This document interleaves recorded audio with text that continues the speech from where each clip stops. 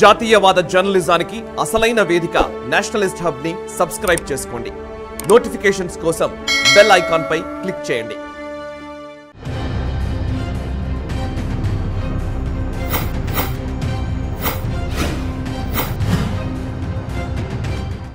Operation success, patient dead అని కొన్నిసార్లు సంఘటనల ఆధారంగా చెబుతుంటారు.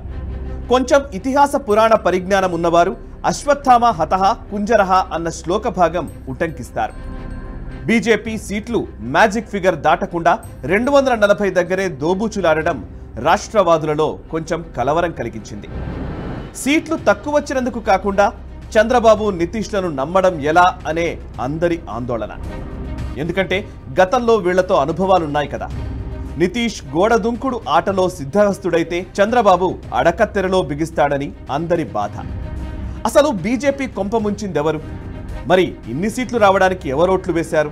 కొందరు రామమందిరం కట్టినా అయోధ్యలో ఎందుకు ఓటమి అని అంటున్నారు. అయోధ్యను చేపట్టిన అద్వానీ, కళ్యాణ్ సింగ్, ఉమాభారతి, తొగాడియా, వినయ్ కతియార్ అందరూ కనుమరుగయ్యారు కదా.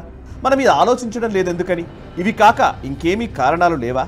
యూపీలో యాదవ, జాతవ, జాతవేతరులంతా రాజ్యాంగం, రిజర్వేషన్లు రద్దు అన్న ఊహాజనిత చర్చను గుడ్డిగా నమ్మారు కదా.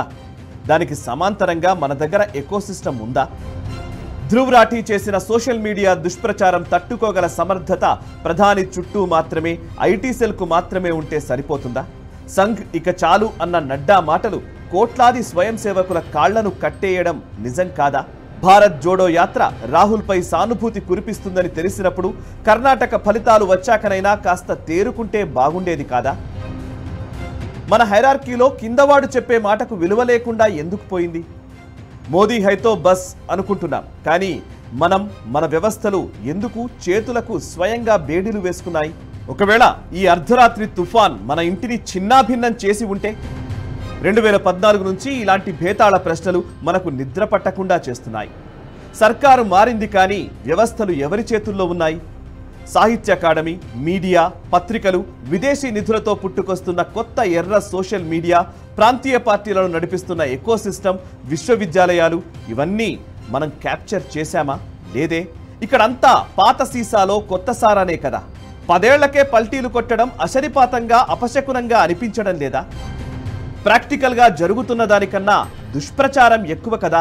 అసలు ఈ దేశంలో ఈడీ, సిబిఐల ప్రయోగం కాదు, లెఫ్ట్ లిబరల్ ఎకోసిస్టమ్ను నామరూపాలు లేకుండా చేయాలి. వాళ్ళు రక్త బీజుల్లా పుట్టి మరో అవతారంలో ప్రాంతీయ పార్టీల ముసుగు కింద దాక్కున్నారన్న సత్యం జాతీయవాదులు గ్రహించాలి.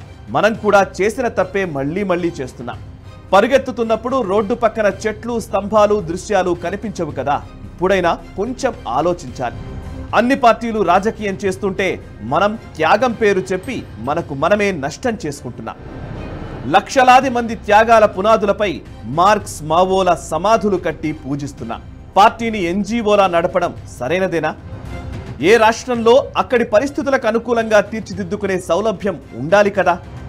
మరి ముఖ్యంగా దక్షిణాదిలో నాయకులపై నమ్మకం ఉంటేనే పార్టీ నిలబడుతుంది.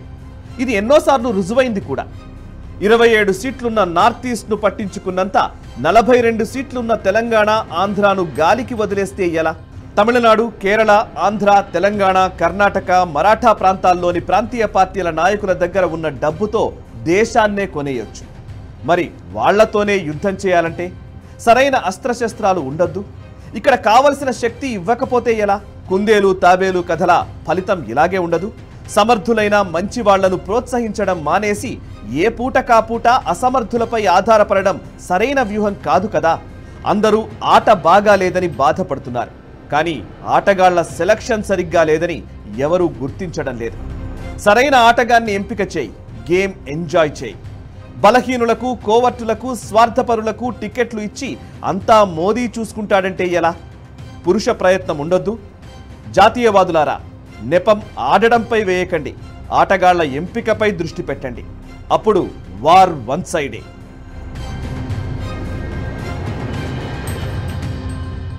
ఈ వీడియో మీకు నచ్చినట్టయితే లైక్ చేయండి, 10 మందికి షేర్ చేయండి. అలాగే కామెంట్ల రూపంలో మీ అభిప్రాయాలను మాతో పంచుకోండి. Nationalist hub group of channels ను సబ్స్క్రైబ్ చేసుకుని తెలుగునాట జాతీయవాద జర్నలిజాన్ని ప్రోత్సహించండి. ఈ వీడియో కింద ఉన్న బెల్ ఐకాన్ పై క్లిక్ చేయడం మర్చిపోవద్దు.